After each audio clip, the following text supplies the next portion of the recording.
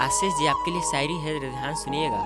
बड़े प्यार से आपके लिए मैंने लिखा है। शायरी की अगर एक लाइन भी अच्छा लगेगा तो ज़्यादा शेयर करेगा, लाइक करेगा, चैनल को भी जरूर सब्सक्राइब कीजिएगा। क्या तारीफ़ करूँ आपकी बात की, क्या तारीफ़ करूँ आपकी बात की, हर लफ्ज़ में जैसे खुशबू हो गुलाब की।